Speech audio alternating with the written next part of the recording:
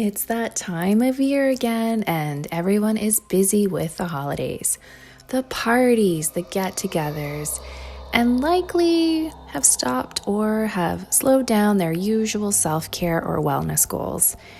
Sometimes people get to January 2nd feeling frustrated, exhausted, guilty, or sad with themselves. Can you relate to this? It doesn't have to be that way. January may bring new intentions, new goals, and motivation to make a few changes with the efforts to improve health and wellness. One word of caution: don't get caught up in diet mentality. The mentality where you set goals focused on losing weight, restricting, and depriving yourself, even if you hear this little voice saying it's a lifestyle. Because you likely already know this, but as a gentle reminder on how to avoid another diet trap for the new year, check out these few tips. In order to have lasting changes to improve your wellness, here are a few things that you can do to prevent from ditching all efforts come March. Number 1, first, take a moment and think about how you define health. Sure, health is defined by the World Health Organization as a state of complete physical, mental, and social well-being, and not merely the absence of disease. But what does that mean to you? Not what other people think. I'm asking what you think. You need to balance what this means to you, and here are a few of the many factors that influence health and well-being. Income and social status, your social support networks, and even the personal, in-person ones. Education and literacy, your employment conditions, your environments, personal health practices and coping skills, your childhood experiences, biology, the health services you have available to you, gender and sexual identities, culture, and what's missing from here are the structural issues that contribute to health inequities, such as oppression or a person's ability to access health because of the systems at play, such as racism.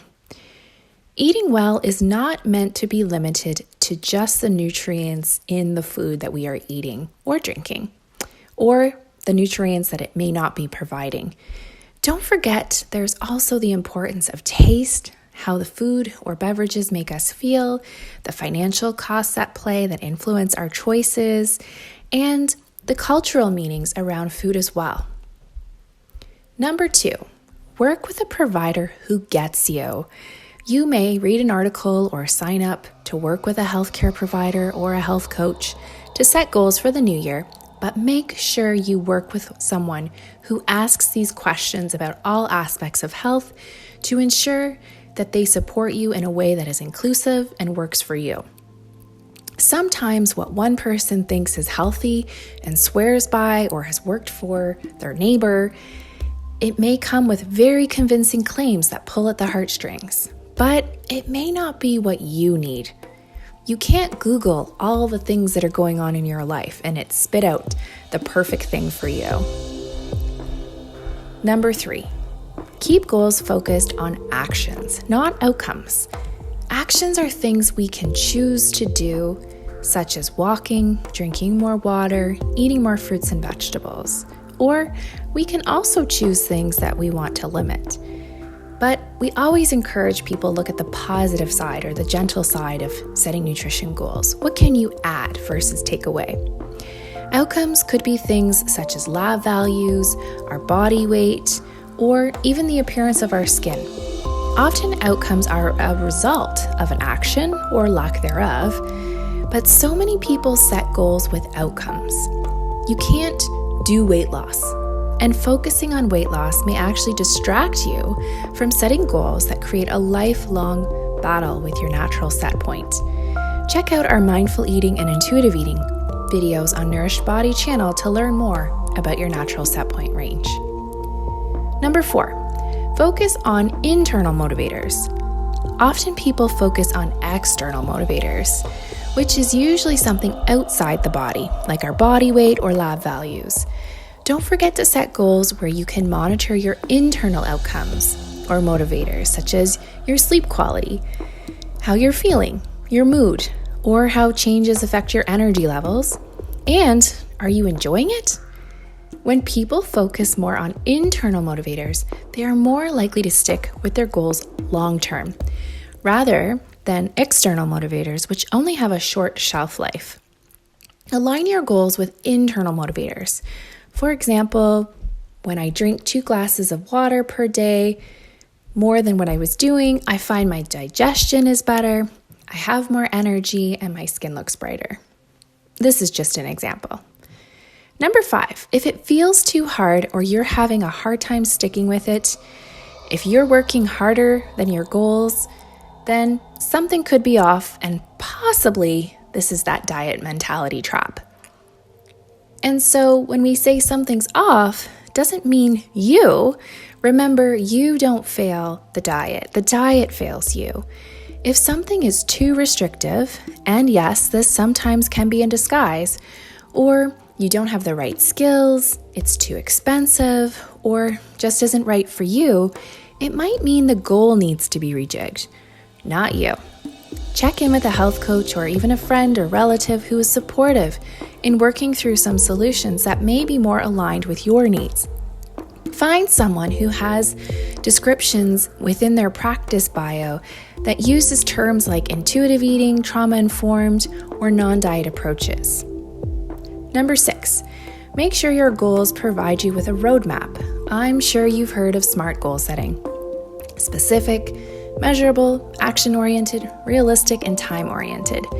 Setting a goal that's too vague or not specific enough can set you up for a challenge. Notice I didn't say failure, because you can't fail at this. You can only learn. For example, instead of saying, I want to eat more fruits and vegetables, you could set a specific goal to say, I want to add 1 vegetable to my lunch. To make it measurable, you could say 1 serving of vegetables or half my plate. But don't forget the actions. What is needed to ensure you can get those veggies in? Think about what goes into eating more vegetables. The grocery shopping, prep, packing them in your lunch, if you don't work from home, that is. And start with the ones that you know you like, if any. Or maybe you've got to do some research to figure out some new ways to try veggies to like them. Thinking through some of the challenges and actions you need to overcome to be successful ahead of time helps get the ball rolling in an effort to flex your problem-solving skills. And even if you don't come up with the solution ahead of time, you're more likely in that place where you can problem solve when something comes up.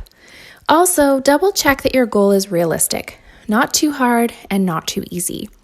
Finally, have some sort of check-in point with someone or some way of doing it for yourself that you can debrief with someone who is supportive. And it doesn't need to be a deadline because life happens. Things change. But set a checkpoint so you can at least check in with yourself on how things are going and if any adjustments are needed. And lastly, if you're planning to make changes to your diet, make sure they focus on gentle nutrition, adding things to your diet versus taking things out. Restriction and limitation create cravings and boredom, which can be the top reasons why those who are on a diet think they have done something wrong. If you hear yourself saying, I fell off the wagon, it's not meant to be, I just can't stick with it, question if maybe your goals need some adjusting for your needs. And don't forget to check how you're eating.